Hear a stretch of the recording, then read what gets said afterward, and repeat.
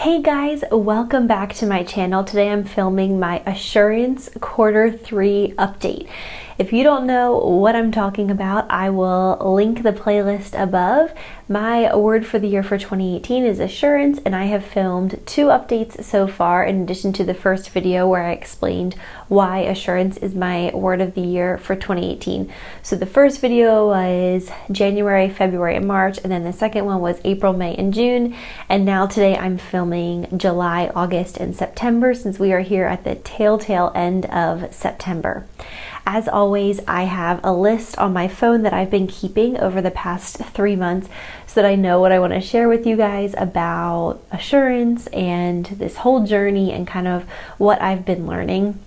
I have to be honest, I'm kind of nervous about filming this video. I just feel like I'm about to get really honest, and it's always a little bit nerve-wracking getting really honest online because you just never know how people are going to take your honesty. But I want to share kind of what the past 3 months have been like in terms of assurance. Okay, so first of all, on the assurance front, as far as Rooted has gone, which was a whole other series that I did during 2017, and I did that monthly check-ins with my word of the year, which was Rooted, so I'll link that above. And that has bled very much into this year, into assurance.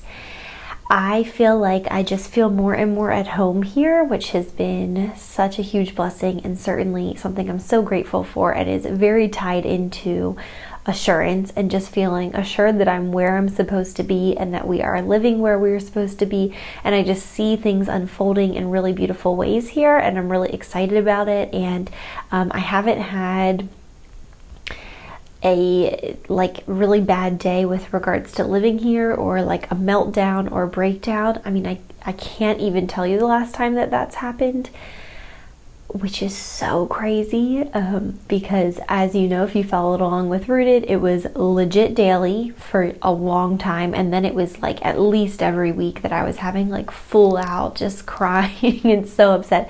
And I've really moved past that. I'm really thankful I've really moved past that, over that hump. I mean, everybody has hard days, but specifically with regards to feeling like I'm where I'm supposed to be and not feeling like I'm missing out or like I'm in the wrong place, I've made major strides in that area, and I'm super thankful for it. The next topic that I want to talk about a little bit is my Etsy shop. So I have had an Etsy shop since I think 2013, but the Etsy shop that I run currently has been open since March of 2016. So I've been selling online for a while, but specifically it's been about 2.5 years since I opened the Etsy shop now, where I sell screen printed tees, tanks, sweatshirts, a variety of different things like that. And when I started my shop, I really wanted it to be, I had this vision of inspiring designs for women. And so I wanted, because what had happened, the reason why I started it was because I had gone onto Etsy or online somewhere, I think Etsy, and I was looking for some graphic tees that I wanted to wear. I thought they were cute. I wanted to wear them, with jeans or with a cardigan, just something to add a little bit of interest to my wardrobe. And I just couldn't find really any that I really liked. And so I started kind of sketching out my own designs, and I ended up with 3. I started out with 3, which were, and they're still in my shop now. One says "Say Yes to Adventure," one says "Joy is Contagious," and one is a Ralph Waldo Emerson quote that says "Live in the sunshine," and it's a whole quote. But I started with those 3, and I just loved them, and they were very well received. And even though I only had literally 3 designs in my shop, it was really fun to jump off, and people were buying them and this and that. And as time went on, my shop, I continued to put out designs like that, but I also started to create and offer a wide variety of Disney-inspired designs. And those really caught on like wildfire, because if you don't already know, the Disney community is thick, and we're all crazy. It's a thick, huge, massive community of people, and we all are just really love Disney and are willing to spend money on Disney and love Disney merchandise and things like that. And so it really caught on so well, and I just was getting a lot of sales, and people were loving it, and I love Disney, and so it was really fun to plan new designs, and it was just this. It was really a great run. But gosh, like since the beginning of this year, but really since the beginning of this summer, I have just been like itching to get back to what my shop kind of was when I started. And, it's been a situation where I have held off on doing it because I knew that people would be disappointed and people would want to continue purchasing the Disney inspired designs. And so it was like this awkward thing of like, I don't really want to be selling this anymore. I want to get back to kind of where I started, and I have these all other ideas that are kind of all related to that. And I kind of want to create this like online boutique type of thing that really is reflective of the things that I love. And I want there to be a whole bunch of different types of things and not just clothing. And I had all these ideas, and I've had them for a while, and there was just like no bandwidth because of the way that my shop had gone. And I've just been so afraid of like what people are going to say and what people are going to think. It's just been this like stressor for me. And finally, in the past 3 months, I just decided it was time. And I just decided that people were going to be upset and that was going to be okay. And that's exactly what happened.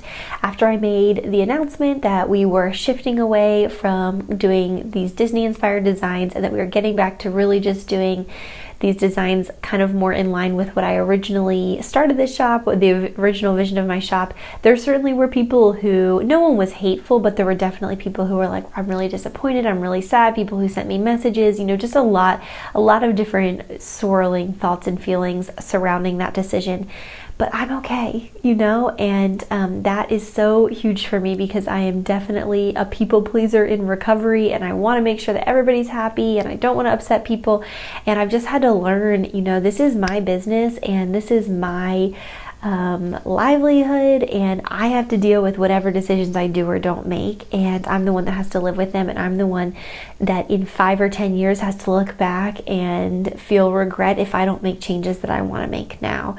And that was really the final straw, was that my husband and I were discussing where I wanted this shop to be in 5 years or 10 years, and I started throwing out these goals that I had and just realized that the path that I was on was not going to get me there. And so it was like, okay, I have to have enough assurance in myself and my vision and my own abilities and decision-making skills to know that although there's going to be some pushback and people aren't going to be necessarily thrilled, or people might just be confused, I have to be okay with that because I know where we're going and kind of what we're doing.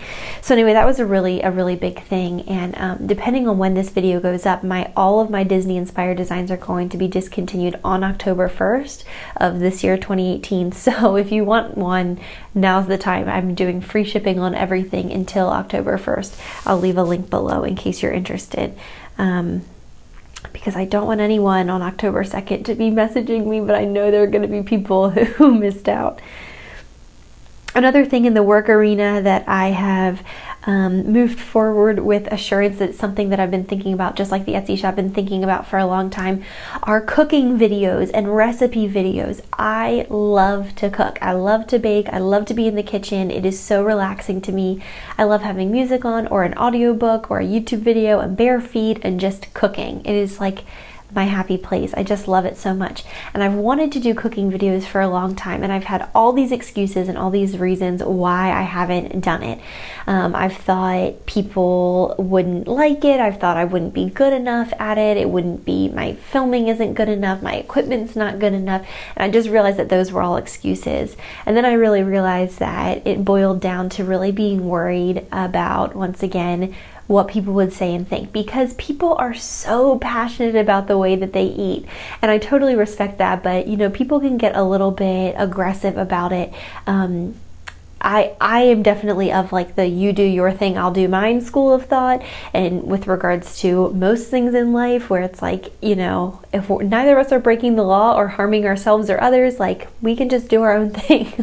There doesn't have to be battles about everything in life. So anyway, I just was worried about putting myself out there in terms of, this sounds silly, but like recipes and things, because I just knew that people were going to say like, this is too this is too that, this isn't healthy enough, this isn't this. And people have absolutely, there have definitely been people who have sent me messages and made comments like that and tried to like educate me and these things. And I just let it roll off my back because you know what? I'm not feeding them. and I'm not making food decisions for them. I'm just sharing what I'm cooking for my family. And I feel like that sounds so silly. And for some people who aren't affected by feedback like that, you may not understand. But for other people who are like me, who are very, very sensitive, and don't like people slamming back at you, it was a big deal for me to do that. So anyway, but it has been so much fun, and I've just really let nobody's been mean or malicious, but any commentary of like, you really should be doing X, Y, or Z, I'm just like, okay, well, you can do that. I've just kind of let it go, because you can only control what you do. You can't control what other people do, and that is like the most freeing thing on earth. So one of the things I talked about when I introduced this word for the year was along the same lines of people pleasing, which is clearly, as I've mentioned, something that I definitely have struggled with. I think it ties into just wanting, I just want everybody to be at peace, and I want to be okay with everybody, and that's just not always how life is. And there have been 3 separate individual times this month where I have had the option to stand up for myself and say what I felt like needed to be said, or keep my mouth shut for fear of the other person not being happy with what I was saying, type of thing. And all 3 times, I'm proud to report, I have spoken up. Now, of course, there are definitely times when I think it's best to keep my mouth shut.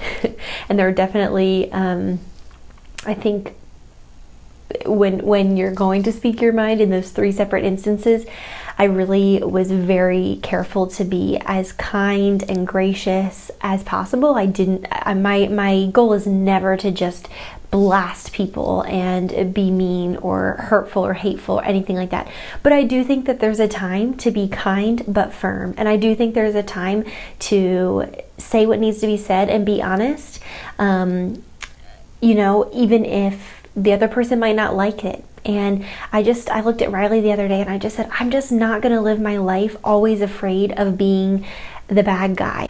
I have opinions, and I feel very confident in who I am and my lifestyle and things like that. But when I'm face to face with someone who says something to me and I really don't like it, like it was really hurtful or whatever, I usually just try to let it go and just try to move on, because I don't want to cause anything, which I think a lot of the time is definitely the right answer. Avoiding unnecessary drama is a good idea. However, these instances were certainly instances where I know that I needed to say something, and I am so glad that I did. I'm really proud of myself that I said something, because it was not easy for me, and pretty much all 3 times I cried afterwards. But it doesn't matter. I said what needed to be said, I thought, and I spoke my mind, and I feel like I was as kind and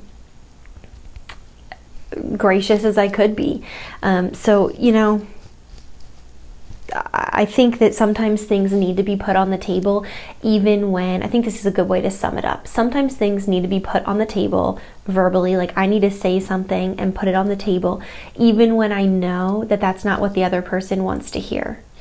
And I'm very honest, but it can be, I think that this has been kind of the situation. When I was younger, I was not very gracious with my words. I didn't know the Lord. I wasn't walking a Christian lifestyle at all. And I would just say anything. Like whatever I thought I would say. And I just didn't care if it hurt people's feelings. I was like miserable, and I just didn't care if other people were miserable. And I said some really mean and hurtful things, which were my honest thoughts, but they were so unkind. Now that I've gotten older and have matured a lot in that area, I feel like the pendulum has swung so far to where I am so careful, and I so don't want to offend people and hurt people's feelings, that I've lost some of that vocalized honesty. And I think that I feel myself moving more toward the middle ground, where I speak what needs to be spoken, and speak what's true, and things that need to be put on the table and things that need to be said with kindness and grace, but also with honesty. So it's just kind of been a maturing and an interesting winding road, because it's hard, because when I want to be honest, I want to revert to this person. I want to revert to just saying it exactly like it is, no matter what anybody thinks, no matter what anybody said. Like, that's where I want to go, but I know that's not the right way. And so it's like taking that honesty and that rawness and mixing it with being kind and thoughtful, and not just blasting people with my words. And I've had a hard time with that, and I think I'm getting better at it. And I've seen, specifically in the past 4 or 5 weeks, I've seen where there have been some really challenging conversations, and I've said some things that I'm glad that I did. I think that they needed to be said. So, we all have our own kind of journey and things with honesty, and I think some people are really good at being really honest and kind, and some people are just really quiet and have a hard time being honest at all, and then some people are like the way that I used to be, and sometimes the way that I tend toward, where I just am like a blast of honesty and I don't care how it comes out. And so it's just like walking that tightrope balance of being honest but being kind. It's harder than it seems. It's really harder than it seems, but I think it's an important tension to walk in. The last thing this month that I just want to touch on, that was kind of a personal victory as well, was there was a situation where things were going down and things were happening, and I needed a moment. I needed a moment in that literal circumstance, but also on a more macro level. Like, I couldn't be a part of that conversation anymore. I needed to process through it for probably, a few days. I'm really still processing through it now. And it was a situation where I felt like I wasn't going to be given space, but I needed to take space. And so it was, again, being honest and saying, like, listen, I need to take a few days to think about all of these things that are going on, all of these decisions that are being made and whatnot, and I need to process through it. I'm quite a slow processor. I really need time to think through things. I need time to come to grips with things, and when there are going to be changes and shifts in my life, I have got to have space and time to deal with those and process them personally. And that can be hard, because some people, I would describe myself as quite a slow processor, and some people I know are able to move forward really quickly. They decide on something and they move forward, and that's the way that things go, and that's never been me. That's like so far from me. It's not even funny. So anyway, it's been a time of being able to stand up for myself in that way. And I used to just be really embarrassed about that, like really embarrassed that I'm so sensitive, I'm such a slow processor, and I just was embarrassed because I wish I could just be faster and just kind of move forward, just move fast and kind of go for, that's not me, it's not me. And so being able to say, hey, listen, I want to revisit this, but I need a few days. Like I definitely need a few days to process through, was something that I wouldn't have done a few years ago, because I would have been afraid, again, that wasn't what the other person or the other people wanted to hear. And I'm just becoming more self-assured that, what? My job on earth isn't to make sure that everyone around me is hearing what they want to hear all the time. My job is to love people. And sometimes in order to love people really well, I need to take a moment. Like, I need to take a big moment. So anyway, those are some tidbits of the past few months that I just wanted to share, things that I've been wrestling through and things I've been processing, and thinking about that tension of being really brutally honest versus being really overwhelmingly kind. And I think that there is a way to be both, but I think it's really hard, and it's something that I've had to think through. So this all kind of ties into assurance for me, because it's really just coming into the woman that I was created to be, and the person that I am, with the personality that I have, with the gifts that I have, with the weaknesses that I have, with the difficulties that I deal with how sensitive I am, but also wanting to be bold. It's just all these tensions and kind of wrestling through all of them. So Anyway, I would really, really love to hear from you if you related to anything that I said today for sure, but I would also love to hear if you have a word for the year for 2018. What your thoughts are, kind of what you've been going through, how the past few months have been for you, or if you have a focus or a top goal or a personal something, in your personal growth arena that you're currently working on. I would love to hear about that as well, because you know what, I think it's important that we're always growing and learning and kind of figuring out how we can love the people around us better. And I think a lot of that stems from figuring our own selves out and figuring out where our weak points are and kind of addressing those. So anyway, it's been a good past few months. It's definitely been refining. I feel like there have been a lot of situations thrown at me where I've had to really stand on the ground of who I am and who I was created to be, and try to be, again, overwhelmingly kind, but brutally honest. Can be really challenging.